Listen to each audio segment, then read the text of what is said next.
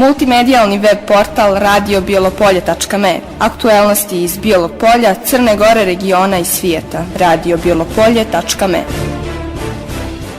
Prijatelji, Bijelom Polju uvijek dragi gosti, poštovani predstavnici opština sa sjevera koji učešćem ovogodišnjoj koloniji čini mi se daju ipak poseban pečat, bez obzira i na veliki broj, konstantno veliki broj onih umjetnika koji sa strane iz velike daljine pristižu u Bijelo Polje tokom godine u ovim danima.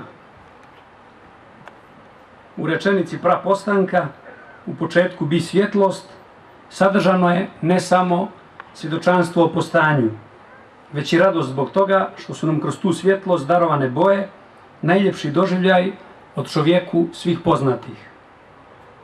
I mi koji nemamo taj čudesni dodir genijalnosti na kratkom putu od retine do korteksa, od rođenja se čudimo i imamo dilemu da li je oku prijatnije ovo današnje azurno nebo nad našim glavama, zlatno-žuti kolorit sunca ranog ljeta ili ipak bogati jesenji purpur koji najavljuje zimska, srebrna nebesa i oluje.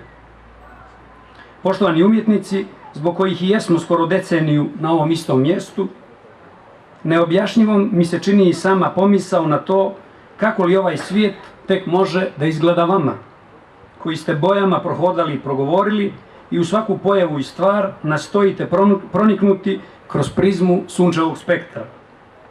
Ovo je 9. godina za redom kako ovdje na obalama Bistrice u koloniji Stari most vaše koleginice i kolege na platna pretaču svoje snove, suštinska poimanja svijeta, pojava i stvari u njemu.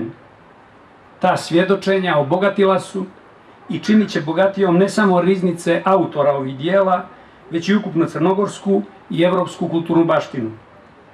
Istine sa kojima nas pri tom na najljepši mogući način suočavate obavezuju da u ime svih ljubitelja umjetnosti, koji će bilo kada u bilo kom evropskom i svjetskom gradu imati priliku da stanu pred platna ostvarena u ovoj koloniji, izrazim svu zahvalnost i pažnju koju zaista i zaslužujete.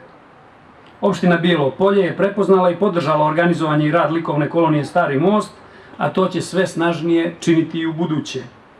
Također zahvaljujem našem mladom sugrađaninu, gospodinu Abazu Dizdareviću, što je svojom vizijom i entuzijazmom, koji čini mi se na začetku ove manifestacije nijesmo prepoznali u dovoljnoj mjeri, učinio da Bijelo Polje dobije još jednu renomiranu manifestaciju koja ga je na kulturnoj mapi učvrstila kao prijestolnicu regiona. Također, prije nego što ove 9. internacionalne likovne susrete Stari most proglasim otvorenim, da se zahvalim i domaćinu, a to je naš stari prijatelj dr. Rasim Dizdarević, koji je učinio da jednu od mnogobrojnih manifestacija u Bijelom Polju ne održavamo u stereotipnom lokalitetu, već ovako u jednom prijatnom ambijentu gdje vjerujem i od vas mnogi koji možda ne preferiraju likovnu umjetnost kao nekakav poseban vid uživanja, ipak rado dođu i zajedno sa nama učestvuju ovdje i druže se, te tom prilikom dakle ne želim da propustim da pomenem to dugogodišnje dobro domaćinstvo i da